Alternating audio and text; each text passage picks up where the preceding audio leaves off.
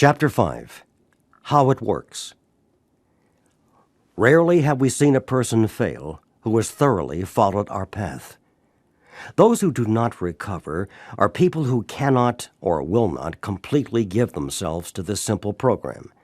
Usually men and women who are constitutionally incapable of being honest with themselves. There are such unfortunates. They are not at fault. They seem to have been born that way.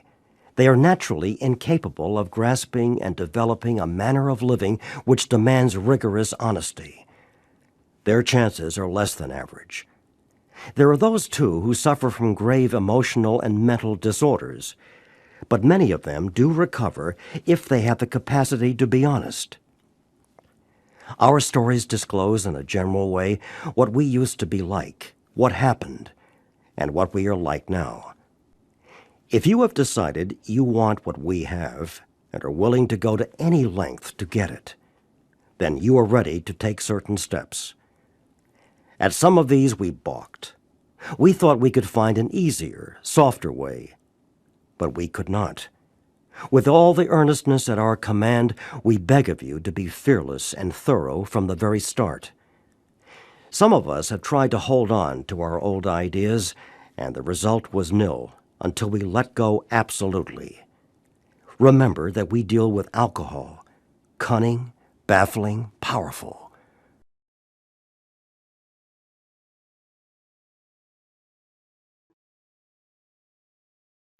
Without help, it is too much for us. But there is one who has all power. That one is God. May you find him now. Half measures availed us nothing. We stood at the turning point. We asked his protection and care with complete abandon. Here are the steps we took, which are suggested as a program of recovery. 1. We admitted we were powerless over alcohol, that our lives had become unmanageable. 2. Came to believe that a power greater than ourselves could restore us to sanity. 3. Made a decision to turn our will and our lives over to the care of God as we understood him. 4. Made a searching and fearless moral inventory of ourselves. 5. Admitted to God, to ourselves, and to another human being the exact nature of our wrongs. 6. We're entirely ready to have God remove all these defects of character. 7. Humbly asked him to remove our shortcomings. 8. Made a list of all persons we had harmed, and became willing to make amends to them all. 9. Made direct amends to such people wherever possible, except when to do so would injure them or others. 10. Continued to take personal inventory, and when we were wrong, promptly admitted it. 11. Sought through prayer and meditation to improve our conscious contact with God as we understood him, praying only for knowledge of his will for us and the power to carry that out.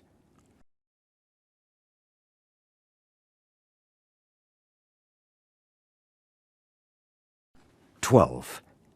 Having had a spiritual awakening as the result of these steps, we tried to carry this message to alcoholics and to practice these principles in all our affairs. Many of us exclaimed, "What an order! I can't go through with it." Do not be discouraged. No one among us has been able to maintain anything like perfect adherence to these principles. We are not saints. The point is that we are willing to grow along spiritual lines. The principles we have set down are guides to progress. We claim spiritual progress rather than spiritual perfection. Our description of the alcoholic, the chapter to the agnostic, and our personal adventures before and after make clear three pertinent ideas.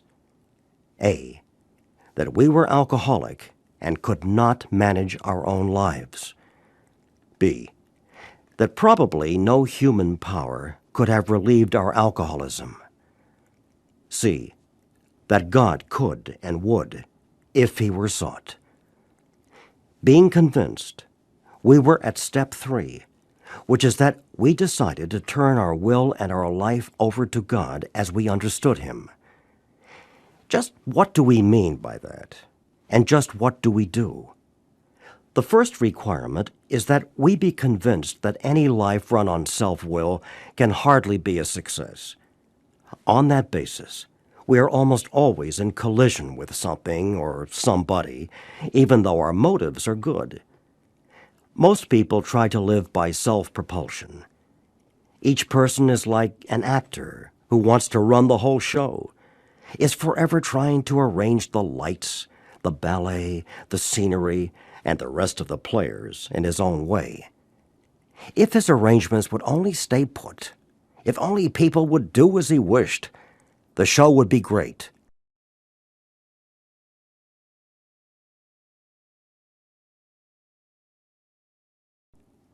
Everybody, including himself, would be pleased. Life would be wonderful. In trying to make these arrangements, our actor may sometimes be quite virtuous. He may be kind, considerate, patient, generous, even modest and self-sacrificing. On the other hand, he may be mean, egotistical, selfish, and dishonest. But as with most humans, he is more likely to have varied traits. What usually happens? The show doesn't come off very well. He begins to think life doesn't treat him right. He decides to exert himself more. He becomes, on the next occasion, still more demanding or gracious, as the case may be. Still, the play does not suit him. Admitting he may be somewhat at fault, he is sure that other people are more to blame. He becomes angry, indignant, self-pitying. What is his basic trouble? Is he not really a self-seeker, even when trying to be kind? Is he not a victim of the delusion that he can wrest satisfaction and happiness out of this world if he only manages well? Is it not evident to all the rest of the players that these are the things he wants? And do not his actions make each of them wish to retaliate, snatching all they can get out of the show? Is he not, even in his best moments, a producer of confusion rather than harmony? Our actor is self-centered, egocentric, as people like to call it nowadays. He is like the retired businessman who lolls in the Florida sunshine in the winter, complaining of the sad state of the nation. The minister who sighs over the sins of the 20th century. Politicians and reformers who are sure all would be utopia if the rest of the world would only behave. The outlaw safecracker who thinks society has wronged him, and the alcoholic who has lost all and is locked up.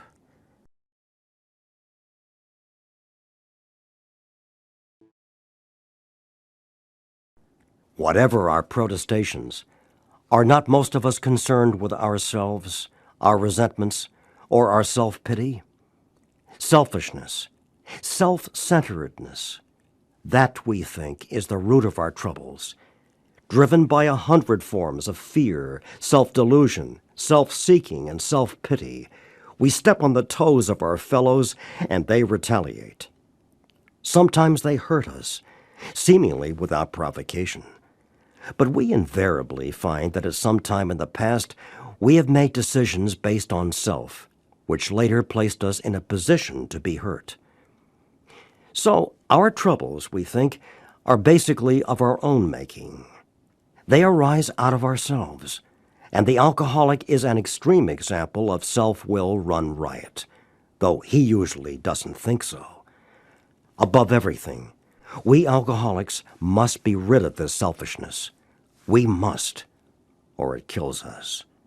God makes that possible, and there often seems no way of entirely getting rid of self without His aid. Many of us had moral and philosophical convictions galore, but we could not live up to them even though we would have liked to. Neither could we reduce our self-centeredness much by wishing or trying on our own power. We had to have God's help. This is the how and why of it. First of all, we had to quit playing God. It didn't work. Next, we decided that hereafter in this drama of life, God was going to be our director. He is the principal. We are his agents. He is the Father, and we are his children. Most good ideas are simple, and this concept was the keystone of the new and triumphant arch through which we pass to freedom.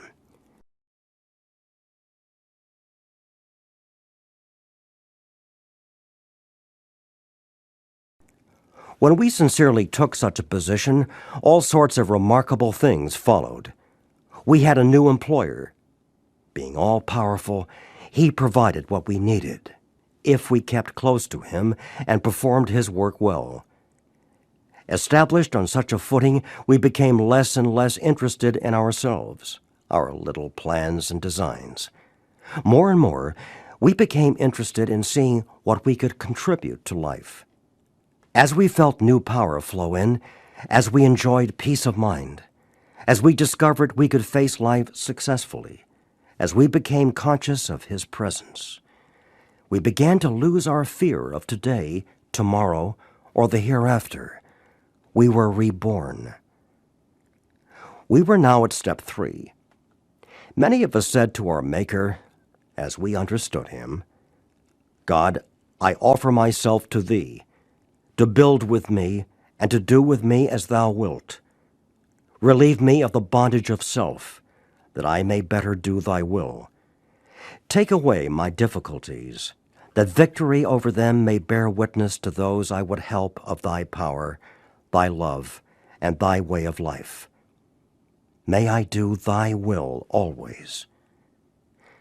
We thought well before taking this step, making sure we were ready, that we could at last abandon ourselves utterly to him. We found it very desirable to take this spiritual step with an understanding person, such as our wife, best friend, or spiritual advisor. But it is better to meet God alone than with one who might misunderstand. The wording was, of course, quite optional, so long as we expressed the idea, voicing it without reservation. This was only a beginning, though if honestly and humbly made, an effect, sometimes a very great one, was felt at once. Next, we launched out on a course of vigorous action, the first step of which is a personal house cleaning, which many of us had never attempted.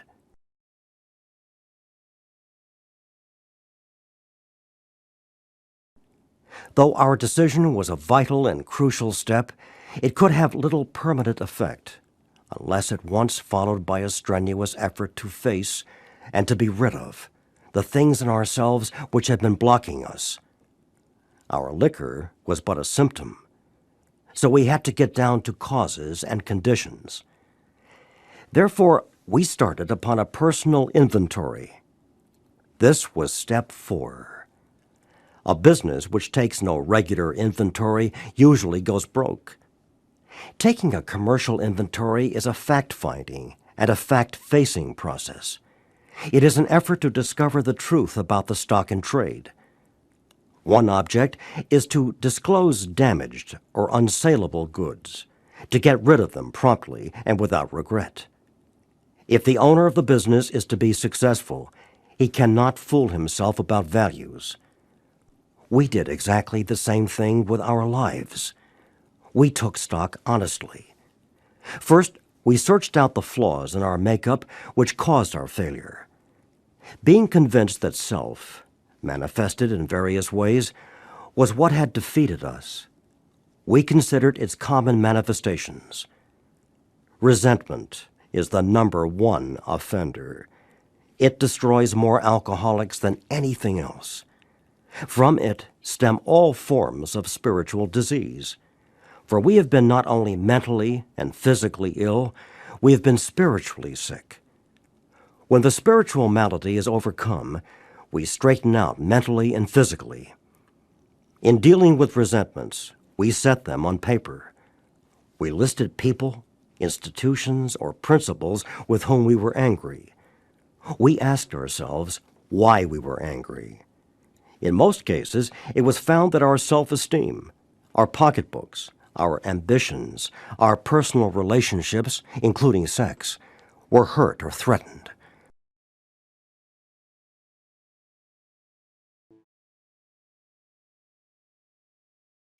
So we were sore. We were burned up. On our grudge list, we set opposite each name our injuries. Was it our self-esteem, our security, our ambitions, our personal or sex relations, which had been interfered with? We were usually as definite as this example. I'm resentful at Mr. Brown. The cause: his attention to my wife affects my sex relations, self-esteem, fear. The cause: told my wife of my mistress affects my sex relations, self-esteem, fear. The cause: Brown may get my job at the office affects my security, self-esteem, fear. I'm resentful at Mrs. Jones. The cause: she's a nut. She snubbed me. She committed her husband for drinking. He's my friend. She's a gossip. Affects my personal relationship, self-esteem, fear. I'm resentful at my employer. The cause: unreasonable, unjust, overbearing. Threatens to fire me for drinking and padding my expense account. Affects my self-esteem, fear, security. I'm resentful at my wife. The cause: misunderstands and nags. Likes Brown. Wants house put in her name. Affects my pride, personal sex relations, security, fear. We went back through our lives. Nothing counted but thoroughness and honesty. When we were finished, we considered it carefully. The first thing apparent was that this world and its people were often quite wrong.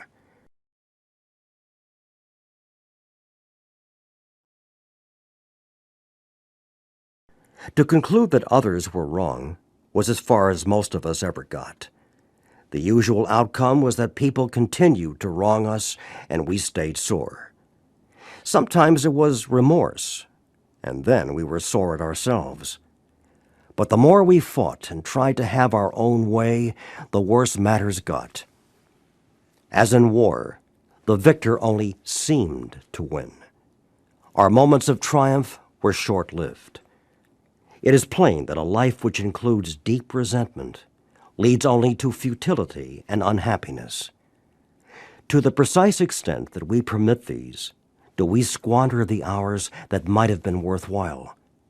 But with the alcoholic, whose hope is the maintenance and growth of a spiritual experience, this business of resentment is infinitely grave.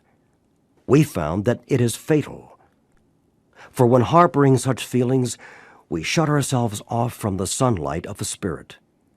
The insanity of alcohol returns, and we drink again. And with us, to drink is to die. If we were to live, we had to be free of anger. The grouch and the brainstorm were not for us. They may be the dubious luxury of normal men, but for alcoholics, these things are poison. We turned back to the list, for it held the key to the future. We were prepared to look at it from an entirely different angle. We began to see that the world and its people really dominated us. In that state, the wrongdoing of others, fancied or real, had power to actually kill. How could we escape? We saw that these resentments must be mastered, but how? We could not wish them away any more than alcohol. This was our course.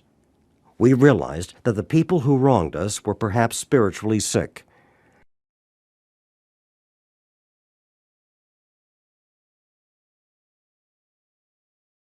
Though we did not like their symptoms and the way these disturbed us, they, like ourselves, were sick too. We asked God to help us show them the same tolerance, pity, and patience that we would cheerfully grant a sick friend. When a person offended, we said to ourselves, "This is a sick man. How can I be helpful to him? God save me from being angry. Thy will be done." We avoid retaliation or argument. We wouldn't treat sick people that way.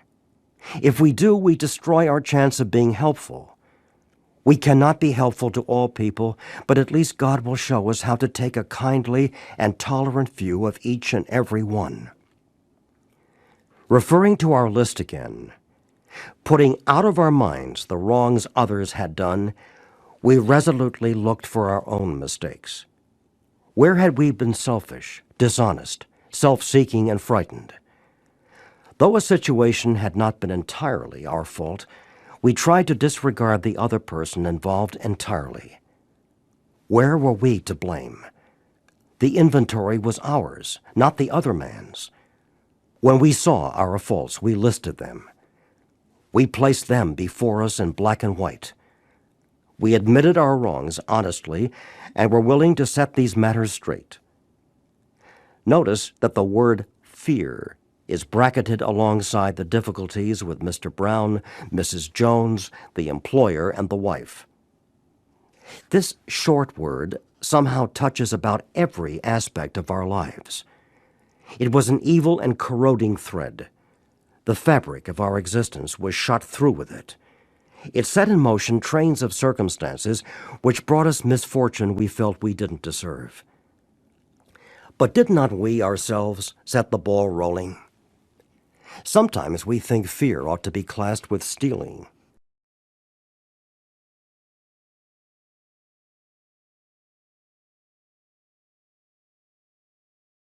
It seems to cause more trouble. We reviewed our fears thoroughly.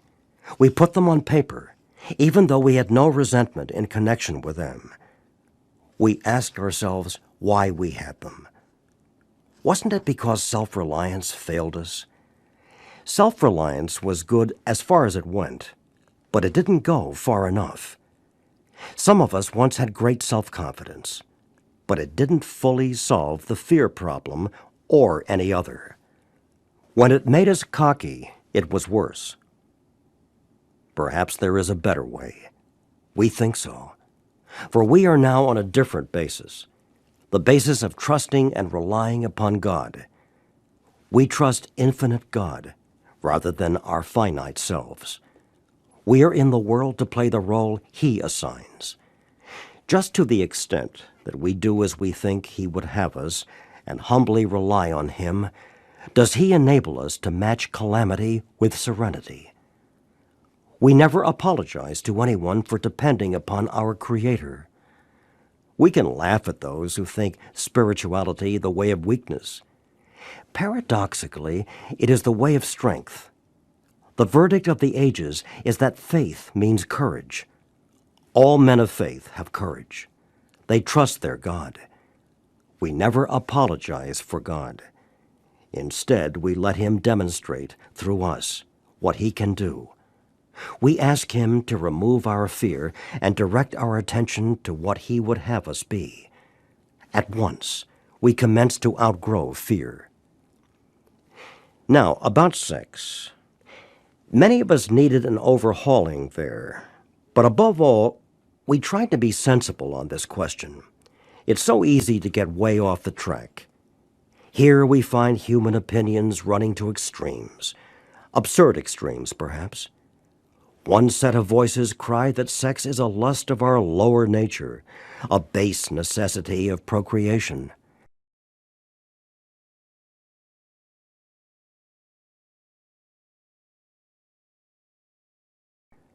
Then we have the voices who cry for sex and more sex, who bewail the institution of marriage, who think that most of the troubles of the race are traceable to sex causes. They think we do not have enough of it, or that it isn't the right kind. They see its significance everywhere. One school would allow man no flavor for his fare, and the other would have us all on a straight pepper diet. We want to stay out of this controversy. We do not want to be the arbiter of anyone's sex conduct. We all have sex problems. We'd hardly be human if we didn't. What can we do about them? We reviewed our own conduct over the years past. Where had we been selfish, dishonest, or inconsiderate? Whom had we hurt? Did we unjustifiably arouse jealousy, suspicion, or bitterness? Where were we at fault? What should we have done instead? We got this all down on paper and looked at it. In this way, we tried to shape a sane and sound ideal for our future sex life. We subjected each relation to this test. Was it selfish or not? We asked God to mold our ideals and help us to live up to them. We remembered always that our sex powers were God-given and therefore good, neither to be used lightly or selfishly, nor to be despised and loathed. Whatever our ideal turns out to be, we must be willing to grow toward it. We must be willing to make amends where we have done harm, provided that we do not bring about still more harm in so doing. In other words, we treat sex as we would any other problem. In meditation, we ask God what we should do about each specific matter. The right answer will come if we want it. God alone can judge our sex situation. Counsel with persons is often desirable, but we let God be the final judge.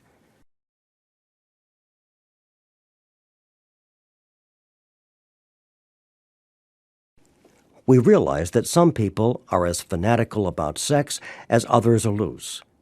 We avoid hysterical thinking or advice. Suppose we fall short of the chosen ideal and stumble. Does this mean we are going to get drunk? Some people tell us so, but this is only a half-truth. It depends on us and on our motives. If we are sorry for what we have done and have the honest desire to let God take us to better things, we believe we will be forgiven and will have learned our lesson. If we are not sorry and our conduct continues to harm others, we are quite sure to drink. We are not theorizing. These are facts out of our experience. To sum up about sex, we earnestly pray for the right ideal, for guidance in each questionable situation, for sanity, and for the strength to do the right thing. If sex is very troublesome, we throw ourselves the harder into helping others. We think of their needs and work for them. This takes us out of ourselves.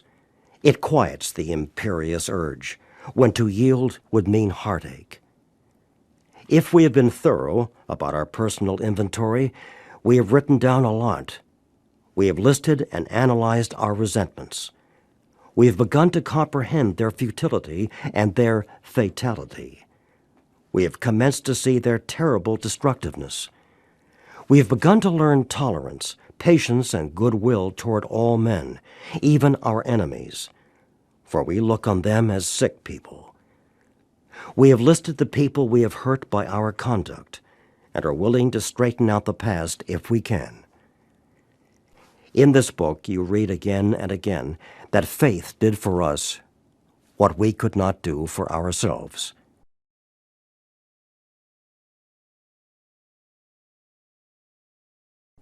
We hope you are convinced now that God can remove whatever self-will has blocked you off from Him. If you have already made a decision and an inventory of your grosser handicaps, you have made a good beginning. That being so, you have swallowed and digested some big chunks of truth about yourself.